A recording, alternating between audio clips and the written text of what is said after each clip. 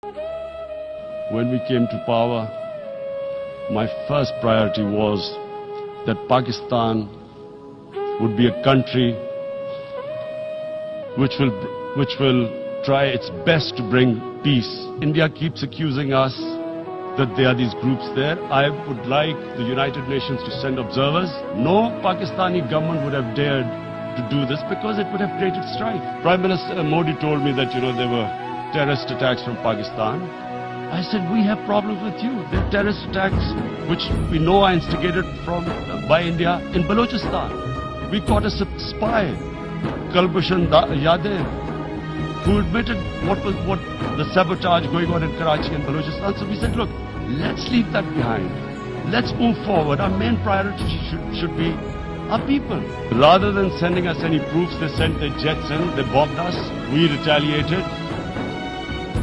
A jet, 2 of their planes were shot down, 1 pilot bailed out in Pakistan. We immediately returned the pilot, saying that, look, we do not want any escalation. Rather than taking that as a peace gesture, the entire campaign, almost the entire campaign of Mr. Modi in the election was how he had taught Pakistan a lesson that jets had killed 350 terrorists.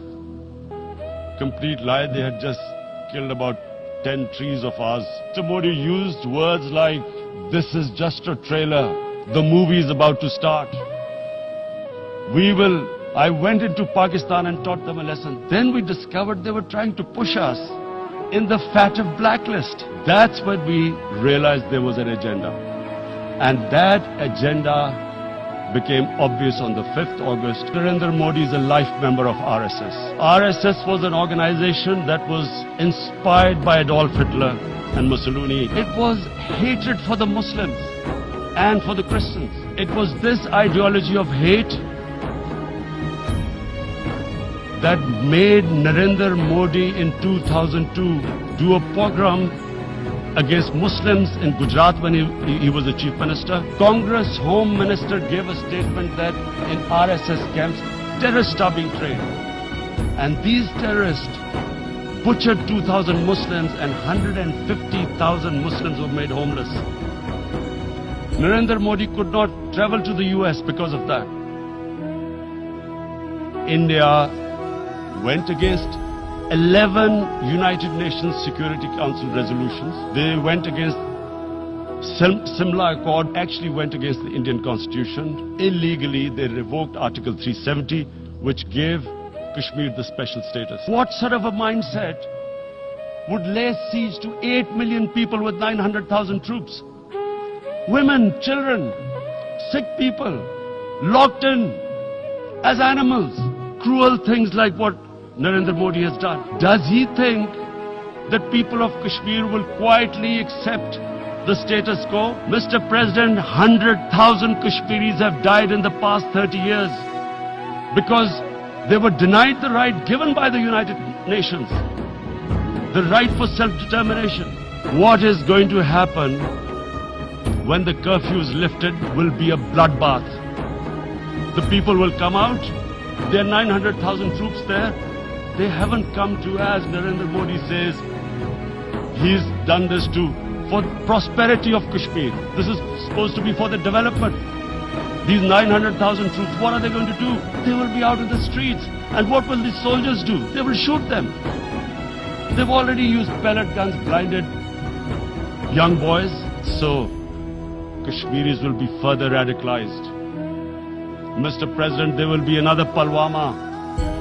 And guess what? India will blame us. One of their defense ministers said, there are 500 terrorists lined up on the border to go in.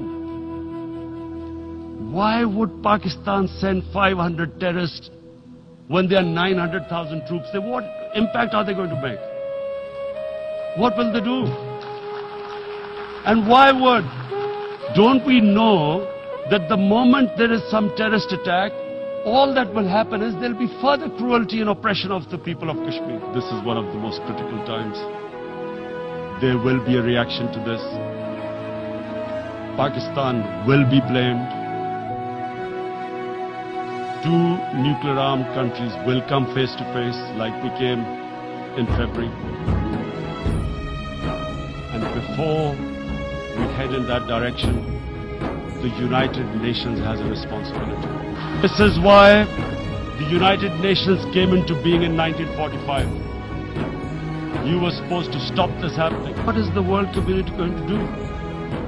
Is it going to appease a market of 1.2 billion, or is it going to stand up for justice and humanity? If a convention war starts and anything could happen. And my belief is, La ilaha illallah, there is no God but one. And we will fight. And when a nuclear armed country fights to the end, it will have consequences far beyond the borders. It's not a threat. It's a fair worry that where are we headed? And I've come here to tell the UN, you've got to. This is a test for the United Nations. You are the one who guaranteed the people of Kashmir the right of self-determination. They are suffering because of that. And this is the time to take action. And number one action must be that India must lift this inhuman curfew, which has lasted for 55 days. It must free all political prisoners, and especially those 13,000 boys that have been picked up. Parents don't know where they've disappeared. And then the world community must give the people of Kashmir the right of self-determination. Islamophobia since 9/11 has grown at a pace where it is alarming. Human communities live together. There should be understanding amongst them. But Islamophobia is creating a division. Muslim women wearing hijab, it's become an issue. Hijab is some sort of a weapon. A woman can take off her clothes in countries, but she can't put on more clothes. How is this happening? Because of Islamophobia. And how did this Islamophobia start? After 9/11. And why did it start? Because certain Western leaders equated terrorism with Islam. There is only one Islam, and that is the Islam we follow of Prophet Muhammad sallallahu alaihi wasallam. Radical Islam, Islamic terrorism. What message did they send to people in the West? And why is there Islamophobia? Terrorism has nothing to do with any religion. This Islamic terrorism, Islamic radicalism, and sadly used by leaders, this has been the main reason for this Islamophobia. And it has caused pain amongst Muslims, European countries. It is marginalizing Muslim communities.